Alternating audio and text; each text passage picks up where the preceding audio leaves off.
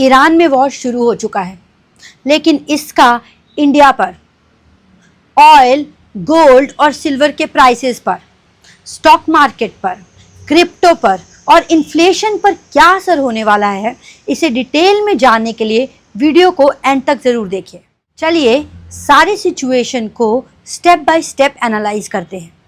सबसे critical point है straight of Hormuz. दुनिया का लगभग 20% क्रूड ऑयल यहाँ से ट्रांजिट होता है। सऊदी अरेबिया, यूएई, इराक और कुवैत इस रूट से अपना ऑयल एक्सपोर्ट करते हैं। इंडिया, चाइना, यूरोप और जापान जैसी ऑयल इंपोर्ट डिपेंडेंट इकोनॉमीज इस रूट पर इनडायरेक्टली डिपेंड करती हैं। और अगर ये रूट ब्लॉक होता है तो ग्लोबल ऑयल शॉक हो सकता है, जिसका मतलब इन्फ्लेशन प्लस मार्केट प्रेशर। इसीलिए पूरा वर्ल्ड इस चोक पॉइंट पर नजर रखता है। अब देखते हैं गोल्ड और सिल्वर की क्या पोजीशन है। जब भी कोई ग्लोबल कॉन्फ्लिक्ट होता है तो सबसे पहले रैली करता है गोल्ड। अभी कॉमेक्स गोल्ड $5300 पर आउंस के रेजिस्टेंस पर है, लेकिन अगर ये लेवल ब्रेक होता है तो इंडिया में गोल्ड प्राइसेस 1,68,000 से 1,70,000 पर 10 ग्राम्स के आसपास जा सकते हैं। सिल्वर भी स्ट्रॉन्ग है।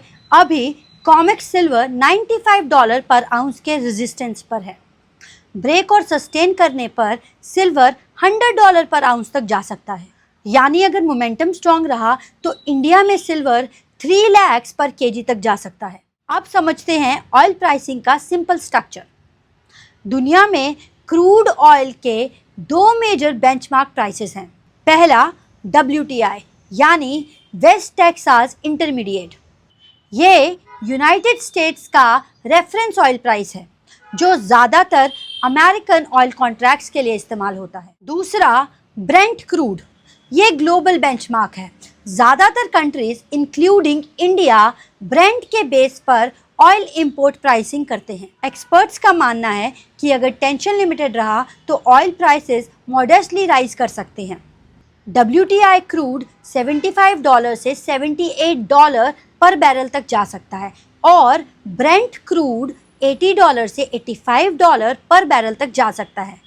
लेकिन अगर स्टेट ऑफ हॉर्मुज में सीरियस डिस्ट्रप्शन होती है तो जियोपॉलिटिकल प्रीमियम भी ऐड हो सकता है, जिसकी वजह से ब्रेंट ऑयल $90 to $100 पर बैरल तक शूट कर सकता है। इंडिया में इसका सीधा सीधा मतलब है higher oil import bills which can lead to high fuel prices and high inflation.